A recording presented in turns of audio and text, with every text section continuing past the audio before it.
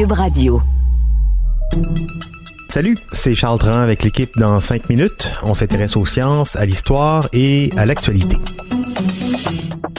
Aujourd'hui, on parle de pandémie et d'environnement. Plus les recherches sur la COVID-19 progressent, plus on apprend que certaines conditions médicales préexistantes sont des facteurs de risque importants dans le fait d'attraper ou non le coronavirus ou dans le fait de vivre des complications plus sérieuses. Mais est-ce que la condition, on va dire, préexistante de notre environnement peut, elle aussi, avoir un impact? Élise Jeté nous en dit plus. Quand on parle de pollution atmosphérique, on parle de particules fines. Des petits morceaux de pollution qui sont partout autour de nous, dans l'air qu'on respire, dans nos villes et nos maisons. Les particules fines sont issues de plusieurs endroits, les voitures, la pollution industrielle ou les incendies de forêt, par exemple. Elles sont grosses comme environ 1/30 de cheveux humains. C'est très, très, très petit. On sait depuis longtemps que le fait d'y être exposé en trop grande quantité peut causer des maladies cardiovasculaires ou respiratoires et même le cancer. La pollution de l'air tout court tue déjà environ 7 millions de personnes dans le monde chaque année selon l'OMS. Mais est-ce que les particules de pollution dans l'air peuvent être considérées comme un genre d'accélérateur de COVID? Ça se pourrait. Fine particulate matter is very, very small particles that tend to penetrate extremely deep into the lung.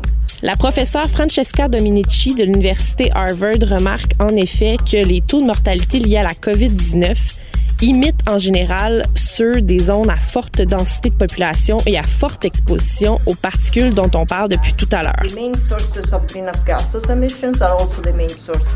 L'étude de Harvard n'a pas encore fait l'objet d'un examen par les pairs, ce qui est une étape cruciale pour qu'on puisse valider en quelque sorte l'information avancée par les chercheurs. Par contre, le rapport qu'ils ont présenté va dans le même sens qu'un autre rapport sur l'hospitalisation et la mortalité due à la pneumonie, qui, lui, avait été endossé par les pairs. C'est l'une des premières études qui confirme ce que beaucoup soupçonnaient depuis le début de la crise. La gravité de l'infection pourrait être augmentée par la pollution de l'air. L'auteur de l'étude espère que sa publication pourra faire en sorte qu'on continue de protéger l'environnement, même durant la pandémie.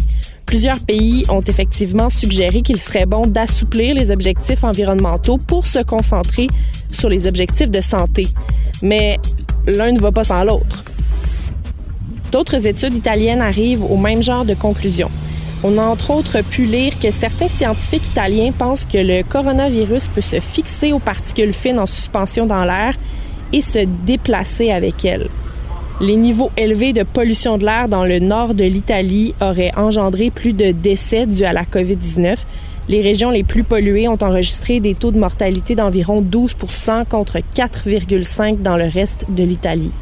Ce genre d'observation, par contre, ça ne fait pas l'unanimité parce qu'on fait une simple corrélation.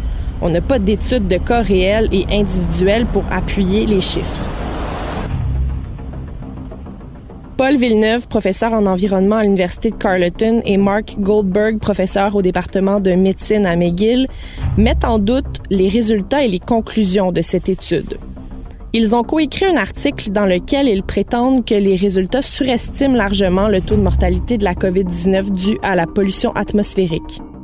Comme de nombreux scientifiques en ces temps incertains, ils trouvent en gros qu'il est trop tôt pour tirer des conclusions. Et c'est vrai, la COVID-19 est une nouvelle maladie. On la connaît que très peu pour commencer à lui prêter toutes sortes d'intentions. Ça explique néanmoins la pluie d'articles scientifiques qui se contredisent et partent dans tous les sens. On n'a pas assez de recul encore pour bien comprendre la maladie, la décortiquer, l'analyser et trouver des solutions viables. Selon eux, donc, la recherche épidémiologique optimale pour avoir des résultats intéressants serait une étude de cohorte, dans laquelle les personnes diagnostiquées avec la COVID-19 seraient suivies dans le temps, rétrospectivement. Ceux qui sont morts de la COVID-19 seraient comparés à ceux qui ne sont pas morts. Évidemment, ça se fait pas en 2 semaines. Heureusement, la pollution serait à la baisse dans les pays occidentaux depuis les 15 dernières années, selon le chercheur Dan Goldberg de l'Université George Washington. L'agence Science Presse rapporte que le dioxyde d'azote aurait diminué de 55% dans des grandes villes américaines comme New York, Philadelphie ou Los Angeles. Oui, donc le petit virus qui s'accroche à des micropolluants pour se propager allègrement, c'est pas aussi simple que ça. Sinon, dans les villes polluées, la distanciation sociale, ça donnerait pas grand-chose. Ce qu'on sait par contre, c'est que le virus, il est souvent plus meurtrier chez les personnes plus faibles, personnes âgées, conditions médicales, cœur, diabète, poumon. On sait aussi que dans les environnements pollués, l'état de santé des gens est moins bon. C'est donc normal de voir que les courbes sont similaires, COVID et pollution, mais la corrélation n'est pas tout à fait juste en l'état actuel des connaissances. Merci beaucoup, Élise Jeté. C'était en 5 minutes.